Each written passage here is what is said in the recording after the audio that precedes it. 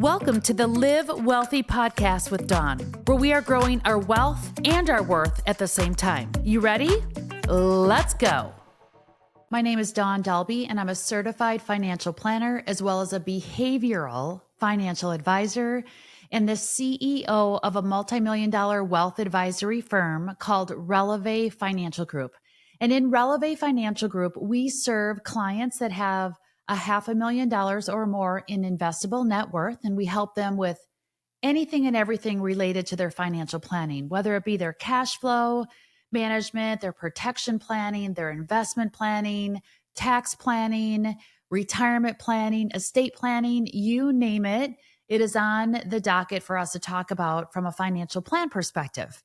However, being in the business for over 2 decades, I have realized that I also have a passion for educating people that may not have the $500,000 yet in their investment portfolio. And so I'm here with this podcast called the Live Wealthy Podcast to really bring you some true fiduciary education around how to build the right type of financial plan for your life. And we can serve people no matter whether they have debt, whether they're just starting off in their journey, whether they have issues with their spending and trying to get on the same page as their spouse. We can help people that have, not the $500,000, but have maybe $100,000 in their investments, but they're like, gosh, how do I lower my fees? How do I lower my taxes and get to the level of income and wealth that I truly want to have? And so we have the Live Wealthy platform that is available to serve anyone, no matter where they're at. And they do get access to a fiduciary one-on-one financial advisor as well that I've trained, and that I am with them and with the journey with the clients, no matter what program or platform you're on. I'm with everyone throughout their entire journey because I have a passion of transforming people's wealth and their worth. And so people can live the life that they deserve to live. And today on the episode, I'm talking about how to maximize your money. And the reason why I picked this topic today, because it does come down to what I just said. It's about maximizing the life you deserve to live. It's about maximizing the quality of your life. And so many times we're not able to live the life we were designed to live because we don't have money to support our lifestyle or how we want to live. So today we're going to talk about maximizing your money so you can maximize the quality of your life. And whether you think this is fortunate or unfortunate, I'm going to say it's probably unfortunate. But if you really want to have control over your life, so I'm saying if you really want to have control over your life and your lifestyle, you need to be able to control your money. And being able to control your money is really about having the knowledge and understanding how money works. So that's what we're going to talk about today. And when I say maximizing your money, I want you to fully understand that more money doesn't necessarily mean better. More money doesn't necessarily mean that you're better or that your lifestyle is going to be better. I want you to chase the right amount of money for you. We all need different levels of wealth to support the lifestyle that's important to us. So when I talk about maximizing your money, it's based on your version of wealth. And that's different for every single one of us. So as we go through this process today, I'm going to explain a couple of things, and I'm going to break this podcast into 2 different episodes because I want to take some time to really explain the concepts that I'm talking about here. And there's the podcast and these 2 episodes are really about how do you earn more money if that is important to you, and how do you get more out of the existing money or income that you have. So how do we gain more and how do we get more out of our existing money and worth? So first and foremost, there are 3 steps that I'm going to go through with you so you can fully understand how to get more money or get more out of your money. And the first step is really about getting comfortable with money. And getting comfortable with money has everything to do with your mindset and how you think about money. And your thoughts about money have everything to do with your beliefs. So the first step is we are going to get comfortable with more money, or we're going to get comfortable with the knowledge of how money works for us. Step number 2 is I'm going to teach you how to earn more money. And how to earn more money it really comes down to how you spend your time. You hear me? How you spend your time has everything to do with earning more money. And how we spend our time is based on being aware of our strengths, our skills, and being a leader. So I'm going to talk about how to earn more money. And then the third step is how to get more out of your money, how to have your money work for you versus you always having to work for it. Because if we do want to live wealthy, which is living your life at the intersection of building both your internal worth and your external financial wealth at the same time, we need to have the knowledge of how money can work for us versus us always having to work for it. Okay, so you ready? We're going to talk about mindset, getting comfortable with money. We're going to talk about how to earn more by leveraging our time. And we are going to talk about how money works for us, which is having the knowledge of how money works. So step number 1 is getting comfortable with money. Or I should really say step 1 is about getting comfortable with your mind. What do I mean?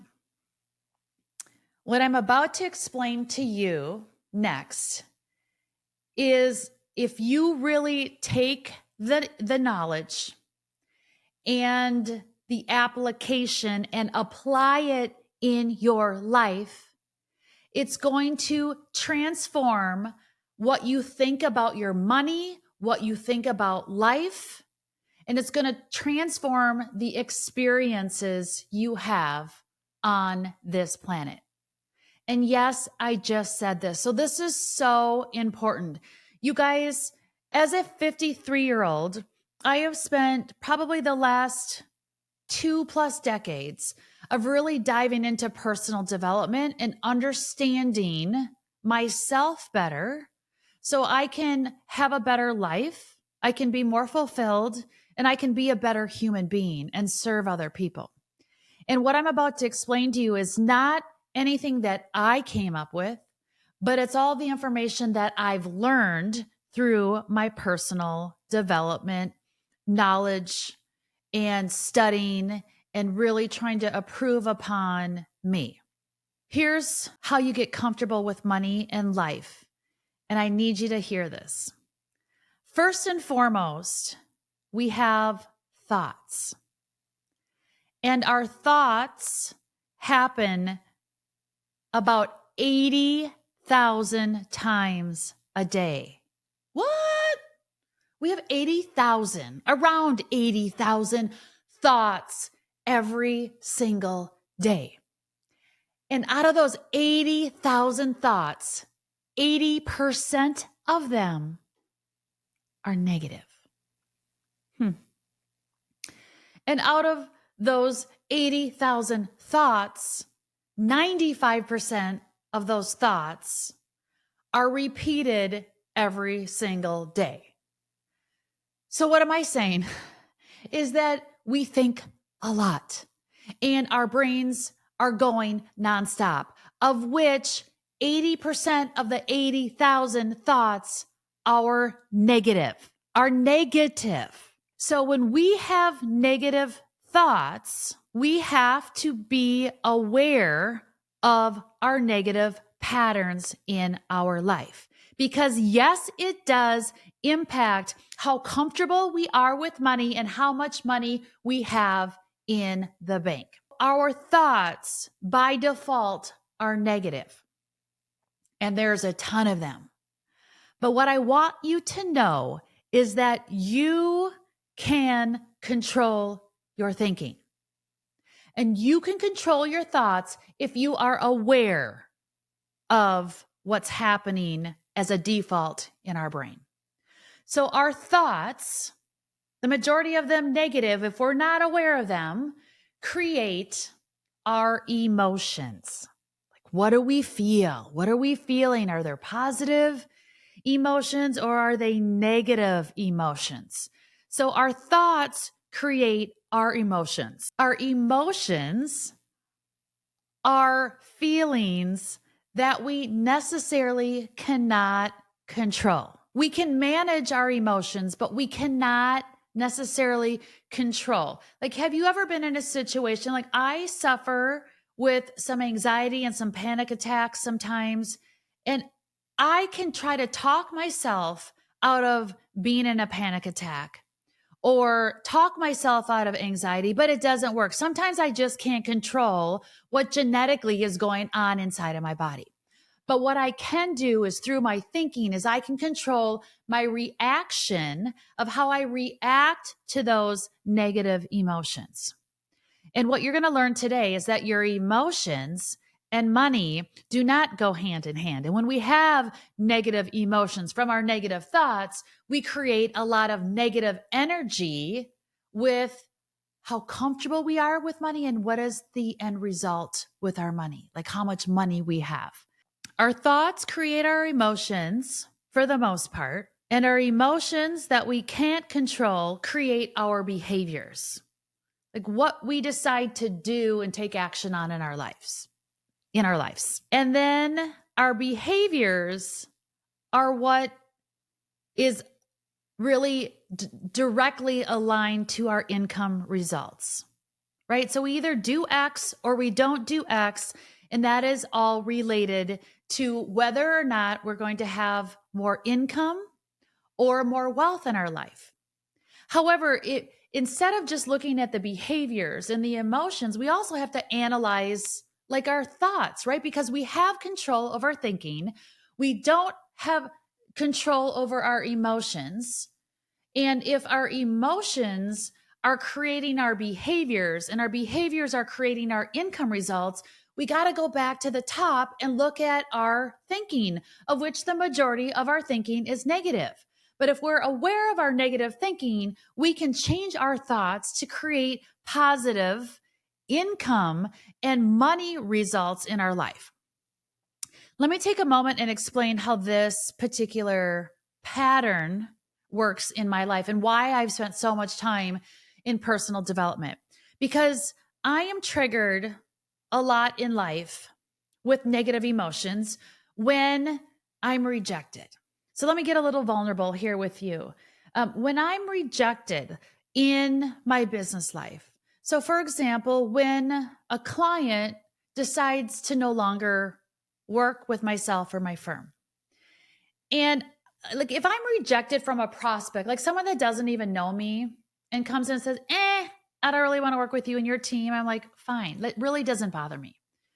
But when I've worked with a client or my team has worked with a client for years and we have given our all from an advice perspective on human and money behavior, on how to build a financial plan and how to have low cost investing and minimize your taxes and secure your future to have enough.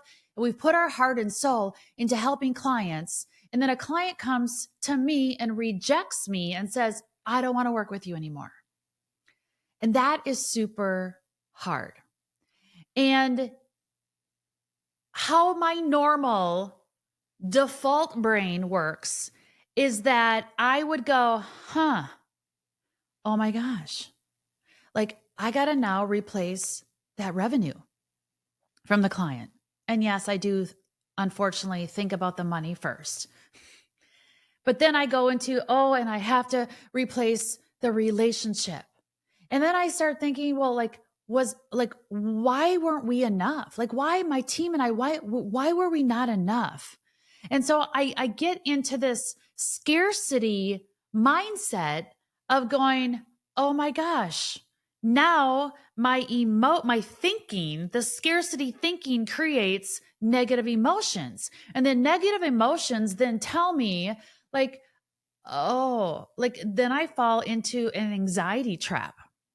An anxiety trap because I feel like I have lost control of money. I feel like I've lost control of the relationships, even though I say money is my default because it's like, oh my gosh, it impacts my life financially. But at the core of it, I am really like upset that the human being, that relationship is gone. And so I start to go into like, I tend to get anxious over depressed, but then I get this scarcity, this anxious feeling about that I'm losing control, and the fact that I'm thinking and feeling like I'm losing control is causing this anxiety. The control of being able to spend, having more money so I can live the life that I want to live and maximize my life, and that like really, if it really comes down to it, is about the relationship and like why did this human being leave us? And so what happens is I get anxiety, and then it leads into the behaviors of which I start to feel stuck and I feel numb inside.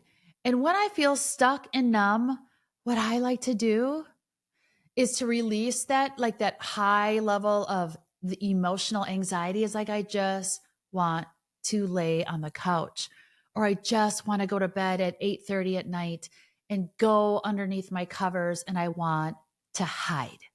And when I hide and feel stuck and numb, what are my income results? I'm just wasting time, and my income results decline.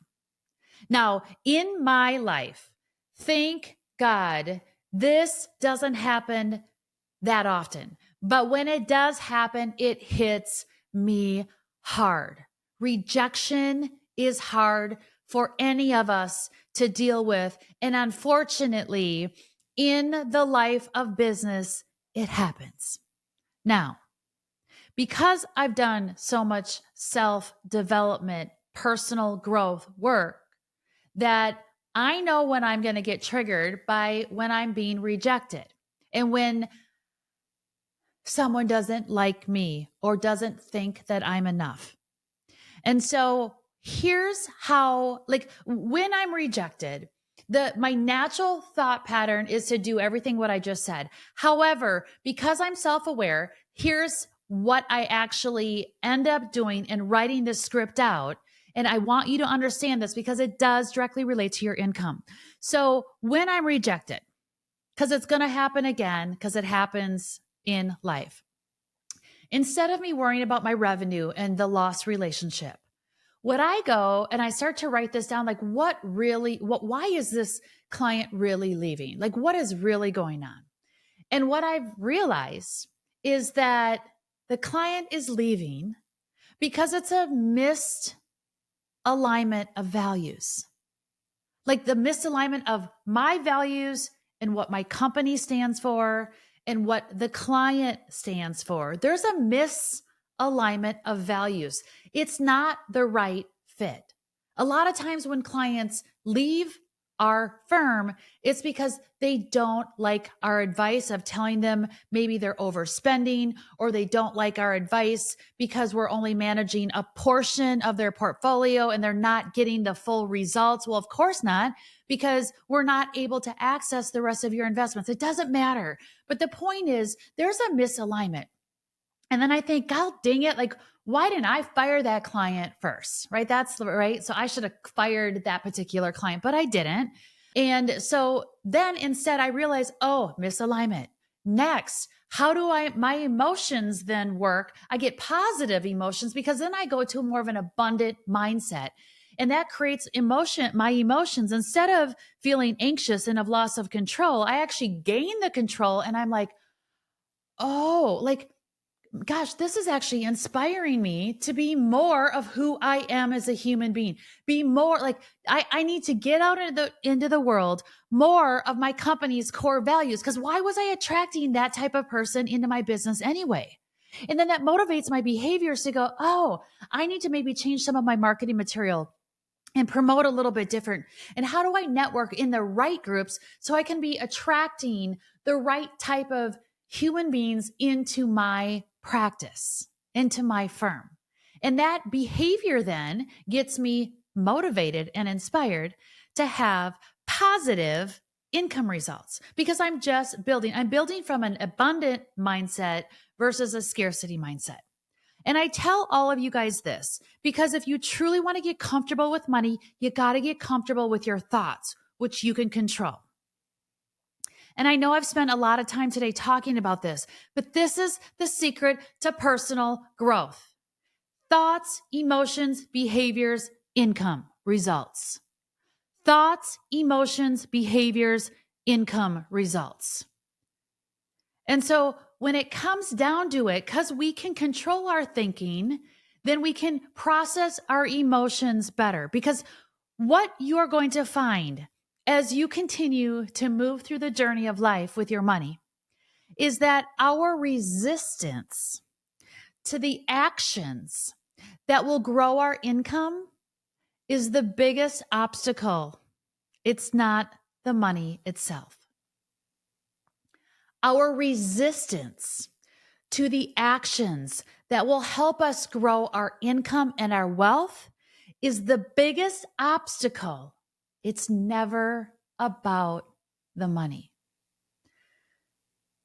So let me ask you, as you listen to this podcast, like what are you resisting today that's impacting your money and your results?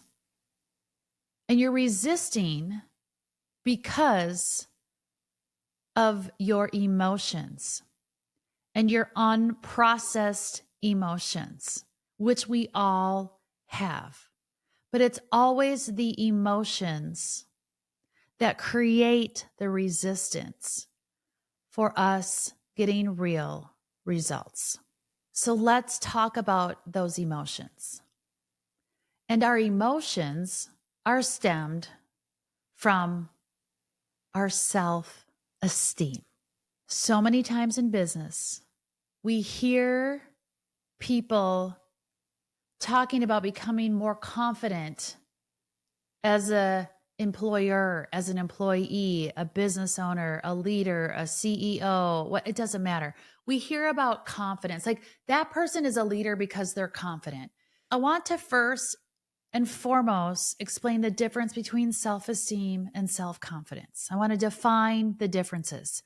So self-confidence is really it's what you feel about your abilities to be able to do a particular task. Like you might be really good at sales, that ability. You might be really good at strategic planning.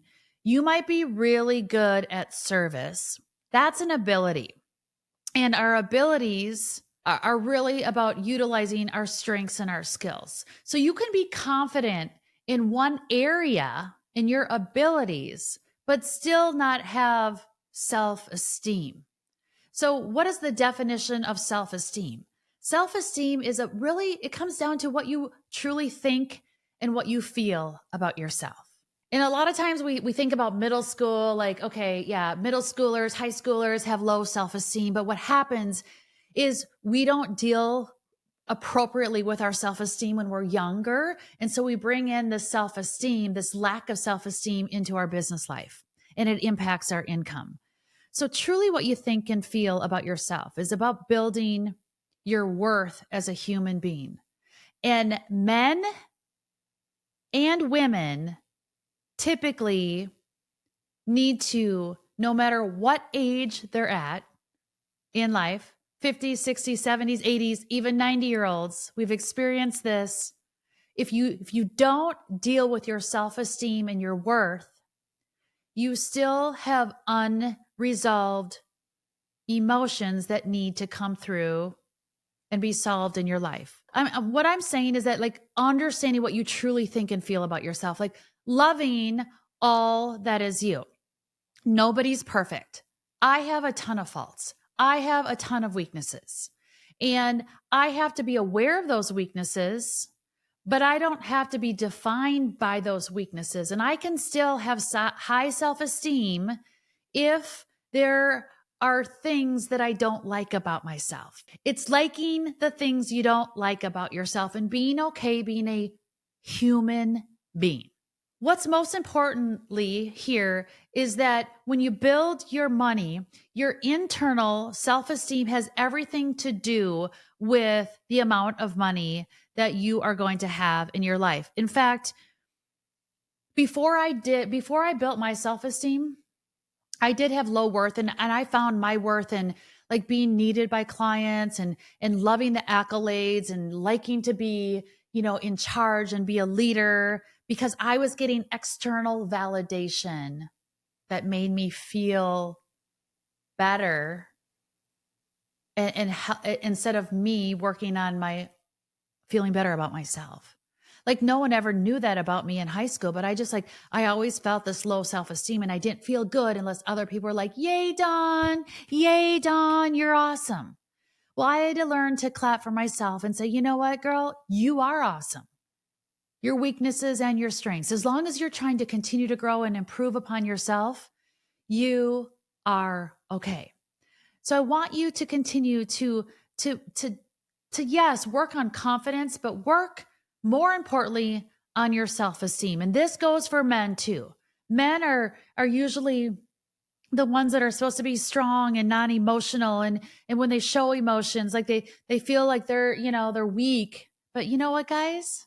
You need to work own your worth too. You have to work on the worth. We need to all continue work on our self-esteem, because just like self-esteem, it is something that needs to be addressed on a regular basis. So here are my top 3 ways that you can actually grow in your self-esteem. Number 1 is just growing and taking action. Everything in the universe and on this planet is either growing or dying. And so we have to make a choice. Do we want to continue to grow, or do we want to die? Every single moment of our lives. And growth and taking action in doing the things that we don't feel comfortable doing is how you build your self-esteem. Taking action, having the courage. Have courage versus criticizing yourself all day long. Have the courage to step through the fear and to get to the other side. Because when you step through your fear, your anxiety, your depression, and you push past those emotions, guess what happens? That pain that felt horrible for a moment is so less painful than you not taking action. The bill, the invoice that you are going to get for failure is way more expensive than you just taking action. Continue moving through your pain, and fear is how you build self-esteem. The second way to build self-esteem is taking and understanding personal integrity, following through and doing what you are going to say you are going to do. How many times have we said we are going to do X, Y, and Z, but we don't? Like, that is one of my biggest pet peeves in life. If someone says they're going to do X and I literally take that literally and they don't follow through, I get super mad. Personal integrity is doing what you say you're going to do. And personal integrity, most importantly, is telling yourself and committing to yourself of what you're going to do and then following through. Because if you don't follow through for yourself, You're telling yourself subconsciously that you cannot trust yourself. And when you don't trust yourself and you don't have personal integrity, then what happens is you lower your self-esteem and your worth. Okay?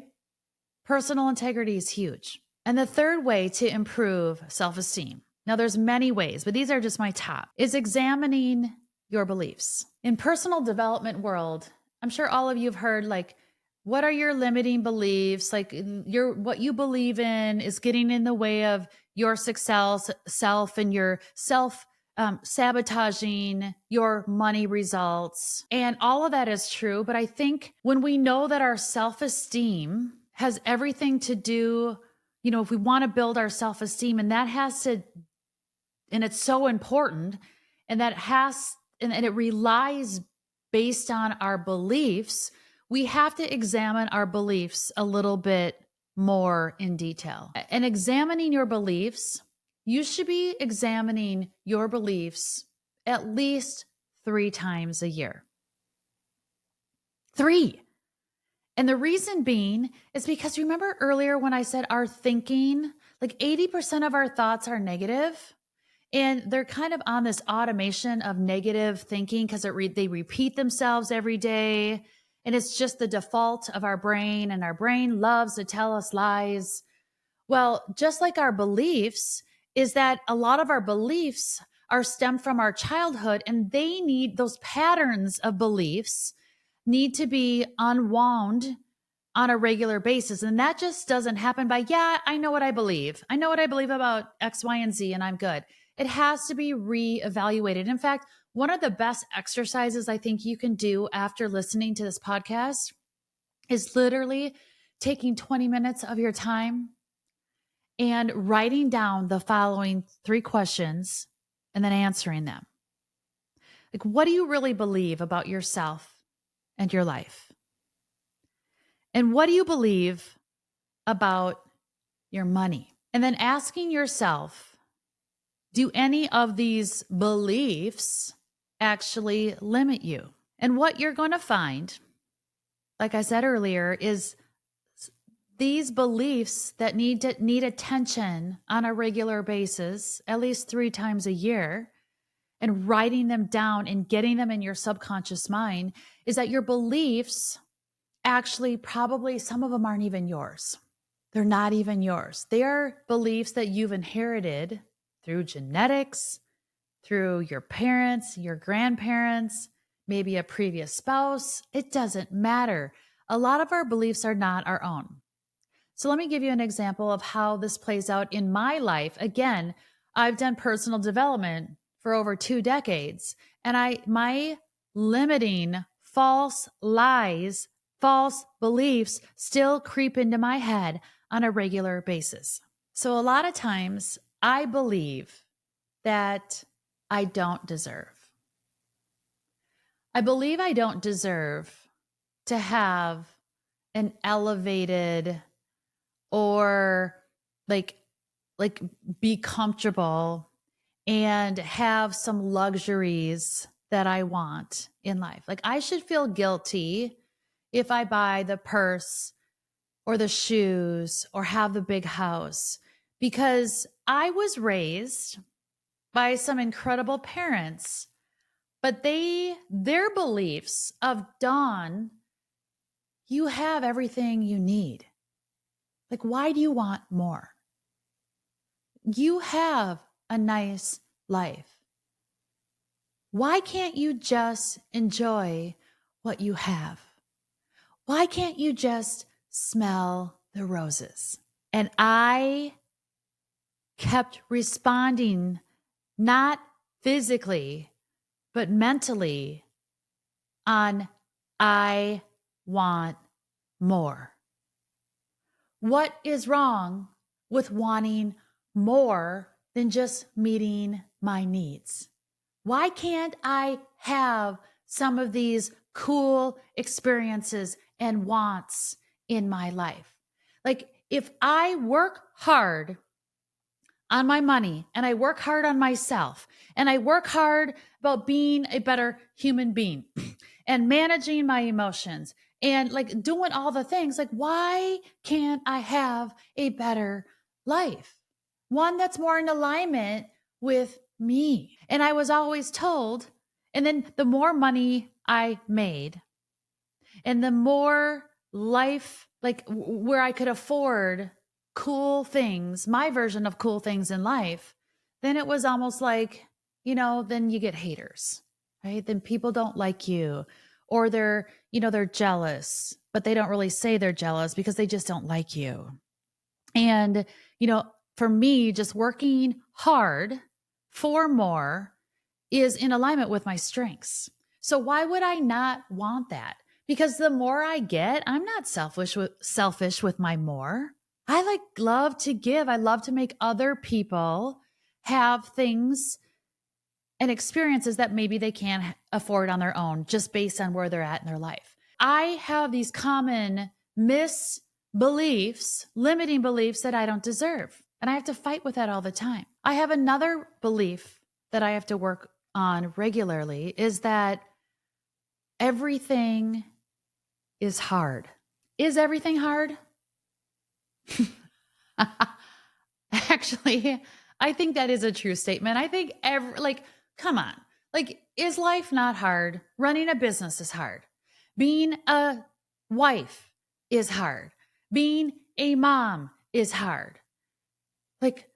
Being a leader is hard. Doing a podcast is hard. To me, life is hard. So is that belief true? I think it is. However, is it true 100% of the time? And I would have to say no. Have I experienced some really cool things in life that hasn't been hard to get? Yes. Are things hard? Yes. Is it true 100% of the time? No. Then what I need to do is go in with a different expectation of being a wife, a mother, a business owner, a leader, a podcast host, an author, whatever, right? It doesn't matter what our titles are. I have to go in with a different expectation. What I'm saying is that I can't go in expecting that when I show up tomorrow, would there be $1 million just dropped on my desk? Can I expect that? Maybe. Yeah. No. Maybe the $1 million won't show up tomorrow, but maybe it will. Maybe something better than the $1 million shows up in my life tomorrow that creates more than $1 million, and it creates a really cool life opportunity. What I'm saying is that we get what we expect in life. Let me repeat that. We get what we expect in life. And you are going to be on a higher plane level, a higher vibration of positive energy. And we all know scientifically, we live in a world of energy, that if we are having higher expectations, there are going to be more times when things aren't necessarily all that hard. Those are my beliefs. So what are yours? I would encourage you to work on your beliefs and figure out how maybe unconsciously they're impacting your life. So let me wrap up. Again, the most important thing you can understand: thoughts go to emotions, emotions go to behaviors, behaviors create your income results. Your thoughts and income are tied together. Your thoughts stem from your beliefs. Your self-esteem helps you improve upon how you positively and emotionally react to life's challenges. Your decisions that you make in life directly impact your behaviors. And all of those three things, so your thoughts and beliefs go hand in hand, your emotions and self-esteem go hand in hand, your behaviors and your decisions go hand in hand. And that's what creates our income. And this process is simple, but it isn't easy. And it's not easy because of the repeated negative thoughts that we have. So to make it a little bit easier and a little bit more simple is being aware of your thinking. And when you become aware of your thoughts and you can change those thoughts from a scarcity mindset to a more of an abundant mindset, it'll positively impact your income. And the reason why I care so much about your income is because your income is the engine to your financial success.